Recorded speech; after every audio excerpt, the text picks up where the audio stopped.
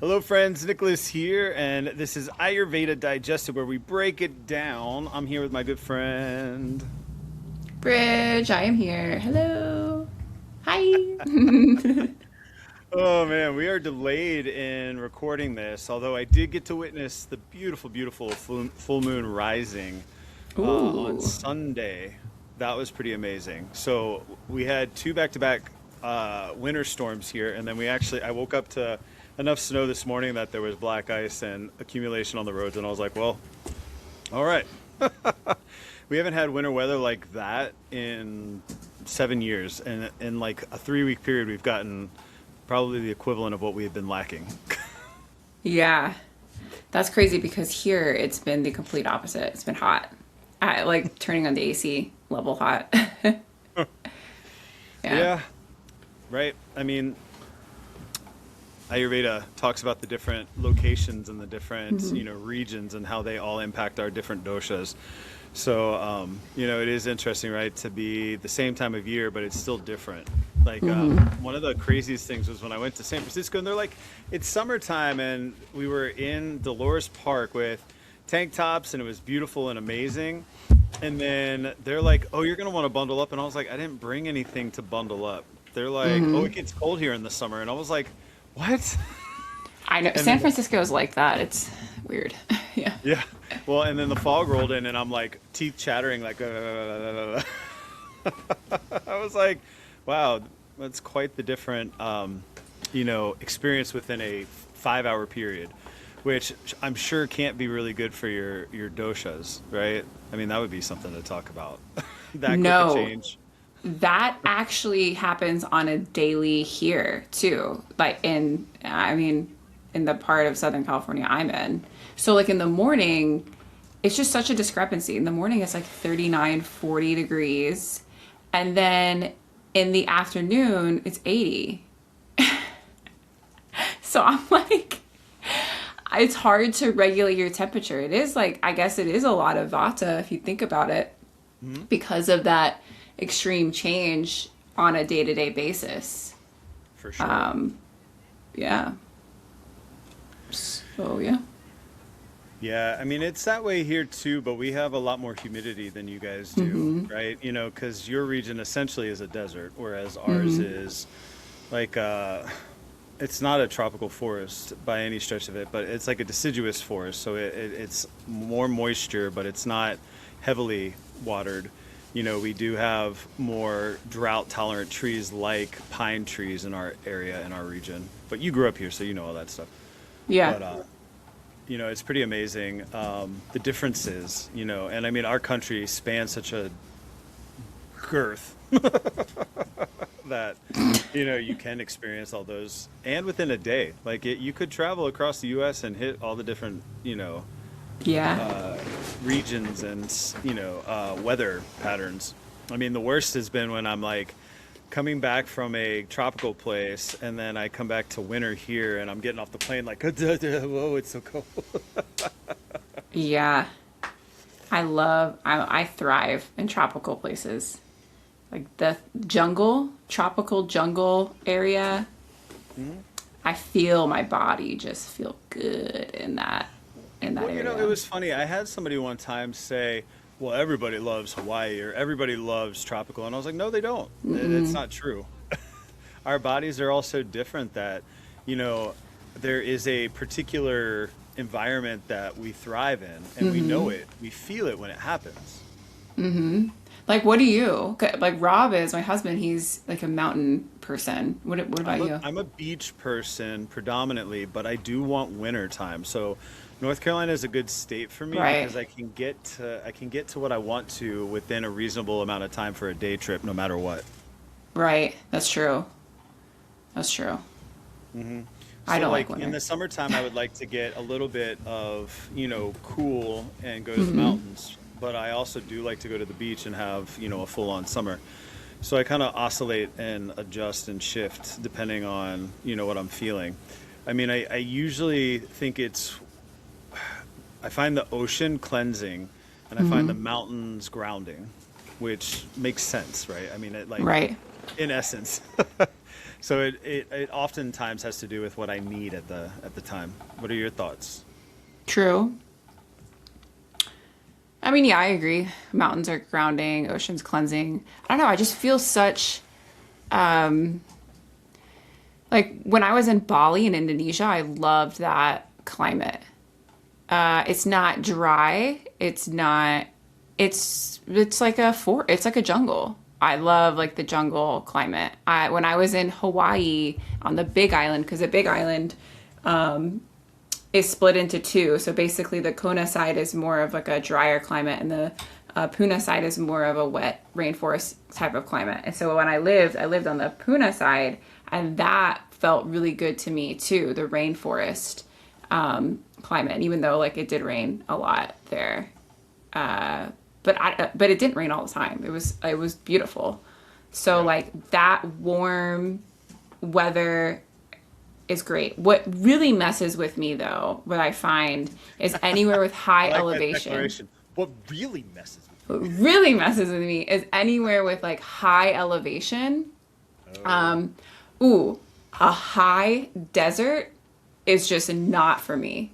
Like high, dry, and hot desert. Like Joshua Tree, I don't feel good there. I love like the energy and all of that stuff, but like it doesn't, it's way too high and way too dry. Santa Fe, don't feel good there at all. And then I also don't like, like super cold. Nobody likes, well, I shouldn't say nobody, but most people don't like cold and gray and gloomy. Depressing.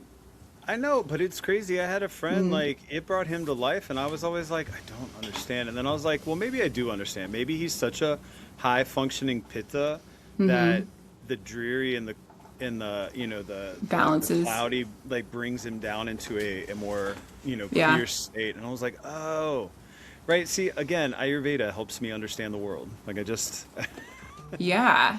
I mean, I can look at people and understand them. Yeah, but it is interesting. Like people who dwell in the desert indefinitely, like my friends you met that live in Palm Springs, I'm like, I can't be there that long. My body just starts You to feel break it, right? down. Yeah. Like Yeah. it really pulls at me.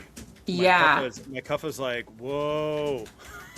Yeah, like Joshua Tree, I think is higher elevation than Palm Springs. They're close to each other, but like I feel it in Palm Springs, but I feel it even more in Joshua Tree. All right. Yeah. And like then my first inclination is like, oh, I need to eat more. Like my as Right. it's draining my Kapha, my body's like, eat more, get grounded, do this. I did have a good experience on top of the Jacinto Mountains, where you can take the tram all the way to the top. I actually felt really good up there, which was surprising. I had a good hiking experience, and it was awesome. Nice. The elevation was a little bit off-putting, but you were on a mountain, which felt very supportive in its own way. Yeah. Yeah.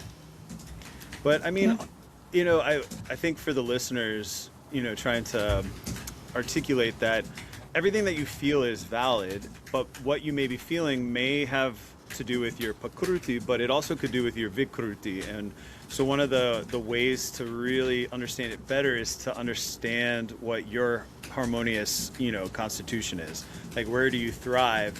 And then you'll be able to start and notice these deviations. So being able to go to a trustworthy practitioner to find out these details can help you understand what we're talking about a little bit more, because, if you don't know whether you're Pitta or Kapha, your experiences won't have as much meaning to you. But once you do understand that, and especially if you know what, out of balance doshas that you might have, most people are imbalanced in Vata. It's the first one to go almost, 9 times out of 10. But, once you learn this stuff, then you can really make wise choices, but then also understand what's happening. Like, I love watching Bridget's social media, because she will constantly be like, well, I had a fussy baby, but have no fear. I understood what was happening, and I did this.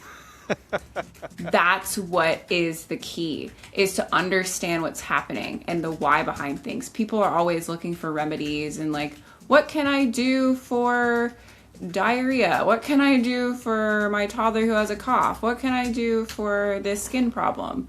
Whatever. You're always looking for remedies, but it's like it's such an annoying thing to say, but it does depend on so many different factors. One person's symptom of a skin rash is different than somebody else's skin rash. They might be the same diagnosis, but it's completely different on how it's approached because those two people are different and the circumstances are different, and the factors that got that skin rashes to be there in the first place are different. And so you have to treat that cause rather than anything else. And that is the lens of Ayurveda. When you know the lens of Ayurveda, then you're able to see, oh, these factors led to this type of thing happening. And so what I need to do is treat with the opposite qualities, because that's really what's being presented to me right now, not the surface level symptom. For sure. Because, I mean, for instance, like if you have a Vata person, a Pitta person, and a Kapha person, but they all have plaque psoriasis, you're not going to treat the skin the same way because the different predominant doshas are going to impact what the treatment does on the skin. So, you know, for instance, I don't know if you know much about plaque psoriasis. Could you talk about potential remedies and how they differ Vata, Pitta, Kapha? Is that within your realm right now? Not within my realm, no. I haven't, I've dealt with eczema, people who have had eczema before, and different types of rashes, Hashimoto's rash. There's different rashes, can be many different things, autoimmune related. Well, I'm trying to think of something where we can do like a slam dunk on Slam. I was Slam. gonna say a grand slam, and then I was like slam dunk. I don't know. I'm lacking in the words department this week. It's okay, me too. It's all good. But let's try and think of something that is very divergent, Vata, Pitta, Kapha, but it's a common diagnosis. Like, Well, there's constipation is a good example of that. Like constipation, you have a classic Vata type of constipation that is a lot of dryness and lightness and the little balls, you know. We might get gross with this grand slam. We're about to get gross. So stay with us. Yeah. Right? So that was my favorite memory from Ayurveda school. Is the amount of time we spent talking about feces. Like, it just bowel movements, anybody? Bowel movements? Bueller, bowel movement? yeah. And that's in skipping days and it being like variable too, like constipation, then diarrhea, then there's no consistency with it. That's more of a Vata type of constipation. And then you have people who have like a Pitta, I'll just go to Pitta. So Pitta type of constipation where they don't really feel complete after a bowel movement. It's like there's more there and they keep going to the bathroom, but they don't feel like it was an actual release. And so it just continues. And that's more of a Pitta type of constipation. Sometimes it might even look like diarrhea, but it's really like a Pitta type of constipation because there's not a full release. And then there is like a Kapha type of constipation. And that has a lot to do with like slow and sluggish digestion because it's not moving at the rate that it should, at least. And I've noticed a lot of people who have Kapha type of constipation, they're very sticky. This is where we get real gross, okay? So it's very sticky. And like they have to do multiple wipes in order for that. And that's also a sign of ama toxins. Like we have to do multiple wipes in order for them to be clean with the toilet paper. And see, all different types of constipation, they would be treated differently. They would be approached differently. So if you're like, oh my God, I just want to fix my constipation, it comes with so many, it's like, okay, well, what are your other symptoms? Let's dig a little bit deeper on what else is going on because there's more to the story than just constipation. Exactly. So let's say that we have a Vata person, a Pitta person, and a Kapha person. All three have Vata constipation. So a Vata person, Pitta, and a Kapha. How would the treatments differ for each person based on their dosha, even though it's the same issue, which is Vata constipation? So you mean like a Vata, Vikruti, Prakriti is different, correct? that's going through like a certain like a Vata phase where they're having Vata type of constipation. All right. So like, what I was trying to get at before, and I was talking about plaque psoriasis or whatever.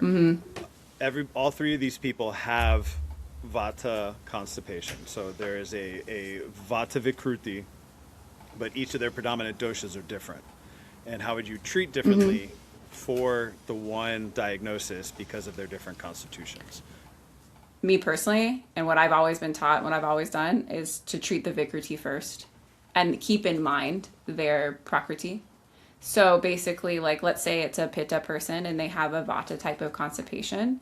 I probably wouldn't do something like Triphala because Triphala can be, not that it's heating, it's actually cooling. It's just a little bit too much. It's like Pittas are just waiting to have a bowel movement. Like they don't have problems in that department. And when they go through, like, maybe they go through a Vata type of period of life, or they have like Vata types of issues or whatever, and they're having Vata type of constipation, that drier type of constipation, they already have enough oily qualities, hot and oily qualities within them that they don't need as much of a nudge as something like Triphala. So like for them, I would just do like even like other cooling demulcents, perhaps like simple coconut milk, olive oil water, ghee water. Say olive oil water? Yeah, olive oil. I've done that with people. Olive oil water twice a day. Ghee water, dates, soaked dates, just warm water. Very simple things. Less is more with somebody who's Vata Pitta. Less is always more with them. I'm Vata Pitta, so I get that.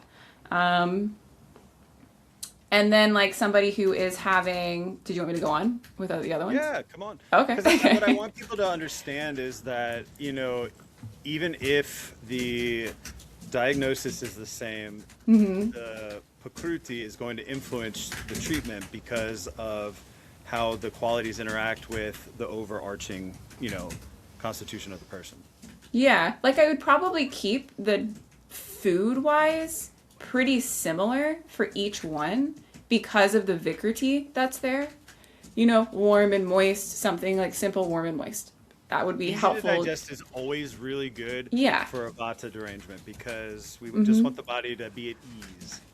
Exactly. And easy to digest for most people, it's like starting out because we're just so used to difficult to digest things like bacon, egg, and cheese all the time, or you know what I'm saying? So once you have something that's easy to digest, you're like, holy crap, I don't even have any digestive issues. What is this magical thing? I'm like, it's just a mung bean soup. It's just something that it's just really simple and easy to digest, other than like this overcomplicated chili with all of these different beans, like chickpeas and North Navy beans and tomatoes, and like maybe like one or two spices, keeping it real bland up in there. and then cheese and everything. We're like, what? Wait, it has like so much protein in it. So like my doctor says that I should have this amount of protein. And so like I made this like big old chili with all this meat and beans and everything. But I have gas and bloating. And so like, I guess it just takes time. I guess it just takes time for the digestion to heal. My arms? I know. I just made chili the other day and I've been eating it for the past 3 days and it has a lot of protein. And you know what kind of bowel movements I've had? I've had Pitta bowel movements. I wonder why. Stop. Boy, I'm calling you out. It had so much cumin in it. It's got to be good for me. All the cumin. Yes, cumin will fix it. And don't get me wrong, sometimes cumin does. But like, not all the time. Cumin can only take so much. It's just a little bit of cumin. Oh my God. Okay, so yeah. Back to the Vata constipation on a Vata person. So okay. Vata constipation on a Vata person. Yeah, I would probably do Triphala for them. Vata people need a little bit more. Vata people need a little bit more aggression when it comes to these things. They do, but not too much because you have to play with the mobility of their body.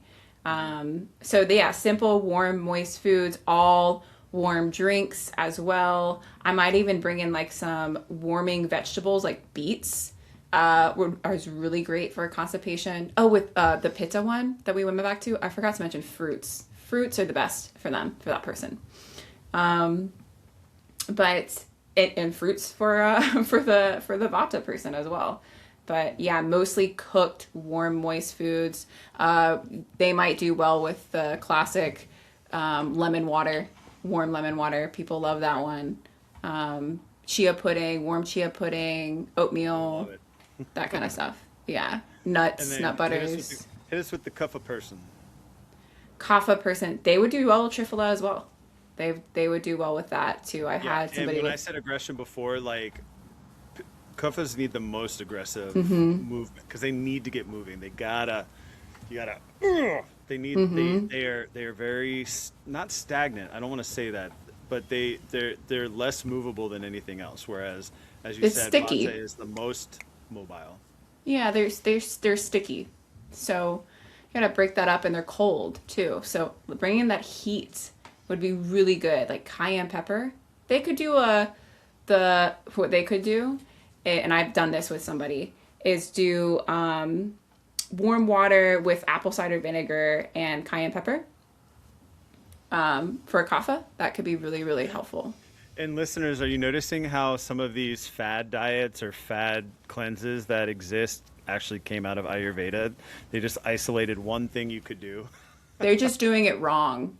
They're just doing it extremely wrong because they don't know what they're doing.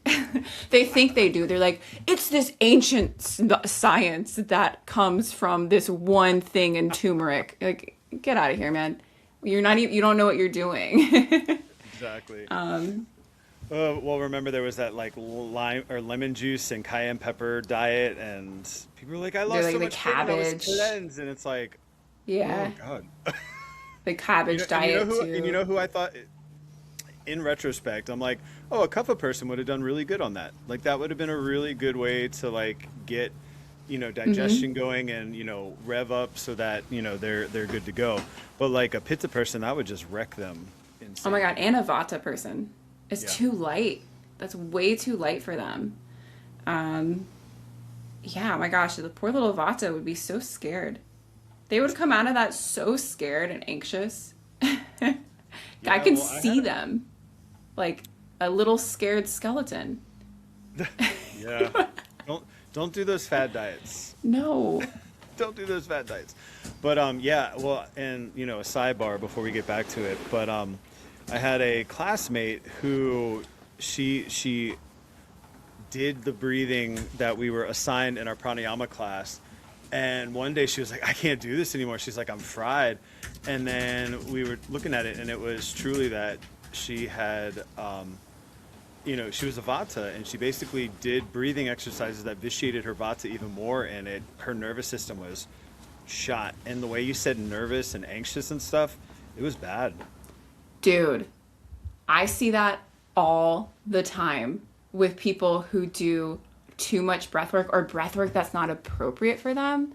Like, oh my gosh, this might piss off some people. And I think we've talked about it before on this podcast, is like some certain types of Kundalini breath work where you have the open mouth and then you have your arms overhead or you have your arms up like this. And then they just are just intaking so much and it's so drying to them. And then the fast paced breathing as well, it completely fries the nervous system especially for that person. It's basically like lighting a match in an electrical room. It's horrible for them. It's very dangerous for that person. And I've seen so many people who come to me off of doing that breath work. And you know where all of their problems are? Here and here. All like throat and head area. Huh. And so, boom, they have issues with the thyroid. They'll have something stuck in their throat. They'll have headaches. They have dizziness. They have lightness in their mind and their body. Their digestion just doesn't stand a chance because it's down below. Like it just doesn't stand a chance at all. I think it was Sadhguru who said that Kundalini breathwork is probably the most transformative, but also the most dangerous type of breathwork, especially when it's done incorrectly or if it's done for the wrong person. Oh yeah. I mean, I would say the same about Tantra. like some of the pujas that are in tantra are to be used judiciously for the right body types or at the right time, and or for the right reasons. And I think they're not, I don't want to say bastardized. Yes, I do. Bastardized to some commercial effect as of late. Like the ancient practice of tantra was nothing compared to what the neo tantra we have in the U.S. is now. But anyway, I will draw us back to our original topic, which was the even though somebody has the same thing going on with them, their constitution is going to warrant different treatment protocols. And so, like, I think that's one of the most important things we could leave the listeners with, about this practice and why it's important to have a practitioner. Because if you just grab one of your books, which they're great, don't get me wrong, Dr. Lott is very I clear love that and book. very, yeah, very good. However, if you're looking for a one for one, i.e. allopathic and Western way of treatment, it's not going to work. And that's why it's good to have an outside evaluator so that you're not, self-diagnosing. Because a lot of times, like forever, I was like, I don't want to be Kapha. And then when I heard Dr. Lott describe a Kapha person in balance, I was like, oh, I want to be a Kapha. I am a Kapha. For those of you who are on audio only, I posed for the camera and flipped my beard. It was divine Kapha.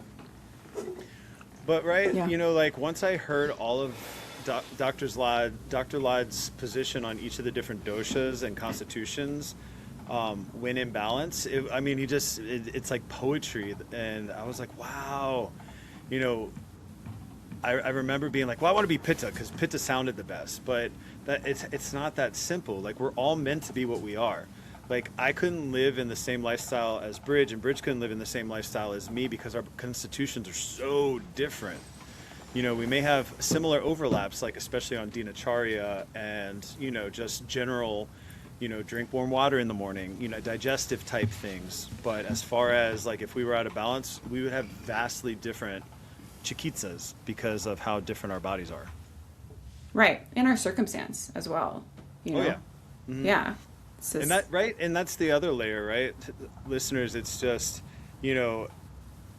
different things can knock different people in the same way. It's like a convergent disease. yeah. What do you mean convergent disease? So what would get the person to Vata constipation as a Vata is probably different than a Kapha person. Right. Yeah. Right. Different circumstances. I was just speaking to somebody who, this is off topic, but on topic. I was just speaking to somebody earlier today who was asking me, what is the difference between Ayurveda and functional medicine? Because she had been through functional medicine for so long. And I was like, look, I can't really tell you because I'm not an expert on functional medicine. I have studied Ayurveda, but I don't know much about functional medicine. But I do know what other people have told me and what you're telling me right now. Like, because she said that she, was discovered, they found H. pylori and they found different things within her gut. And so she was prescribed. H. pylori is a flora bacterium, right? Yeah. And so, and Candida too. And so they gave her antibiotics. So they gave her antibiotics. And I was like, okay, well, that's a fundamentally different way to approach the problem. Because Ayurveda is going to say, how can we strengthen this person's body so that they don't have H. pylori or they don't have Candida and they can go about their day and eat wheat and eat dairy and eat all of the other things on occasion, don't get me wrong, on occasion, outside of having a imbalance and withstand that. How can we strengthen that person? And then giving an antibiotic is really just treating the symptoms. You're not really strengthening anything with that. And so one is focused on the actual bringing the whole body into balance, and the other one is more about how can we manage those symptoms. And I just think that that's a fundamental difference, and I see that all the time. and how you approach something and the understanding as to why things should go a certain way, like why food is so important and why food should be something that is with the opposite qualities in accordance to your particular constitution. Because of that, because it strengthens your body so that you can go out and have a good time with your friends and not have a massive amount of symptoms or not need another round of antibiotics just because you got rid of it that one time is coming back. Something else is coming back because you didn't fix the problem. Well, and I mean, honestly, a lot of those types of infections, these are naturally occurring species, and oftentimes it's because your body became hospitable in a way that allows for overgrowth that becomes problematic. And that's what they're treating is the overgrowth, but what caused the hospitable environment for the overgrowth in the first place. And that's what Ayurveda is working to do. You know, and because if you just treat with antibiotics, all you do is push back the population. You don't actually regulate the population, right? Like in a balanced ecosystem, all of the species keep each other in balance because the predators take off the prey species, and some of the prey species, you know, eat through the vegetation species, and it's this circle of life. It's just part of living in accordance with nature. Exactly, You know? right? We're supposed to have bacteria on our skin, in our bowels, in our mouths. We're supposed to. This is natural. It's when we have excess nutrients or things that aren't supposed to be there, or the environment's not quite what it's supposed to be, that you have certain species or certain things take over when they're not really supposed to. Yep. And I was glad you just gave that story because it reminded me about a conversation with a client yesterday. Because he was like, well, Ayurveda, right? It's like a holistic modality. And I was like, no, it really isn't. The only reason we label it as holistic is because of our current system, which is not holistic. That's a good point. I was like, Ayurveda in and of itself is Ayurveda. It is the science of life, like, period. Like, that's it. There was suffering in the world, and the rishis meditated to bring it in. And he was, you know, and it was a really good conversation because it brought forth analysis that I hadn't, you know, taken before, or given before. But I was like, yeah, this is great. But, you know, I was talking about it. I was like, he was like, well, we're you know, we're in the Western world trying to be like that. And I was like, well, yeah, but the Eastern world only has the Eastern practices because they too did Western things before because they were human and they needed healing and health. And so they discovered through meditation and the rishis, the Eastern practices, which we've labeled Ayurveda or Chinese medicine. But it's not that Eastern way of life was somehow superior. It was that they pushed it far enough that they needed a solution, and the solution came in the form of Ayurveda. And so it was this interesting, you know, back and forth, because I was like, Ayurveda is understanding the world and how it works and everything functionally, but it's not functional medicine. That's diminishing it. Like we have the hack for how the universe works, and we're applying it so that we can end suffering. Yeah. And you can't treat things symptomatically. That's not, there's so much more underneath it. Like we were just talking about this entire podcast. Like there's different types of constipation. There's different types of eczema. There's different types. Everybody's different. And so to approach a symptom with something that just treats that symptom is doing nothing. Well, right? Like there's 6 stages of disease, and the first stage is your dosha elevating in your gut. So either your Vata Pitta or Kapha. Like that's the first stage, and that's what we hope to catch people at and work on treating by keeping the dosha in its rightful place within the body and within the psychosomatic system.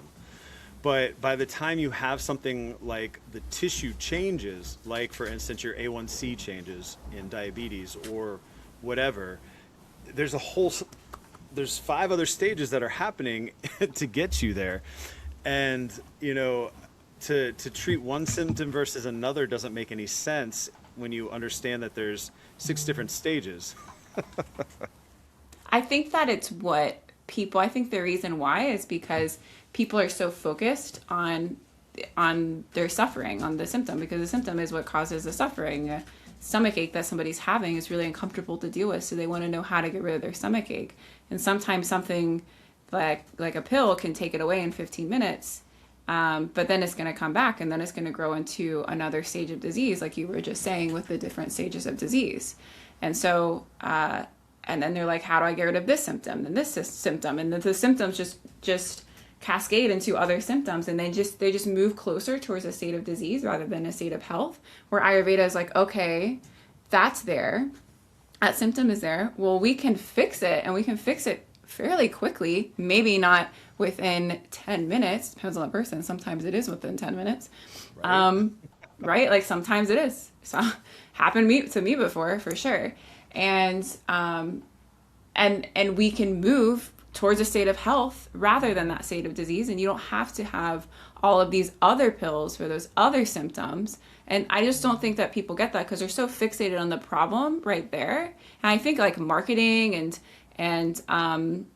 like the big pharma world that we live in, like really pushes that, because they know the pain point that's there. They know the pain point of the chronic headaches or the stomach pain that person has been experiencing. And they're like, all you have to do is take this pill. Do it. They capitalize off of like ease and convenience. And don't get me wrong. And they say that like things like changing your diet is just so hard and time consuming and all of that stuff. And it's really not. It's like, yeah, you might be doing things that are different, but it's not that hard, and it's not that time consuming. You can make something in 15 minutes that will bring you more towards a state of health rather than a state of disease. Well, right. It's just like driving a car. Driving a car was crazy hard until you did it enough times that it wasn't. Right. And everything's Right, hard 'cause until you do it. exactly. Well, and it might be clunky at first making meal plans that are in alignment with whatever, Ayurvedic remedy or chikitsa or dinacharya you need. But eventually it becomes easy. You start to go, oh, if I cut this corner here and do that, and do it in half the time. So, Yeah, I always call that first week with my clients after we know that what their dosha is and what their imbalance is. I always call that first week a fumble week, because it's like you're fumbling different things. It might be clunky, like you said, but it gets easier after that first week. It's easy. well, yeah. And, changes, while some things do remedy really quickly, but like lifestyle changes do take time to settle in, because it really depends on one, how far out of balance you were, but also our body resists change, our doshas resist change. And so there's a buffer or a homeostasis that you have to breach. And so, especially in the beginning, like trying to lose weight or whatever, sometimes feel like nothing's happening. But once you pass the buffer zone and the psychosomatic balancing, it can sometimes move really quickly. For sure. And something's always happening. Yeah, Something exactly. is always happening. All right. I think that was a really good conversation. If I do Me say so too. myself. That was fun. All right, listeners, we broke it down. I'm Nicholas. And I'm Bridge. Bye.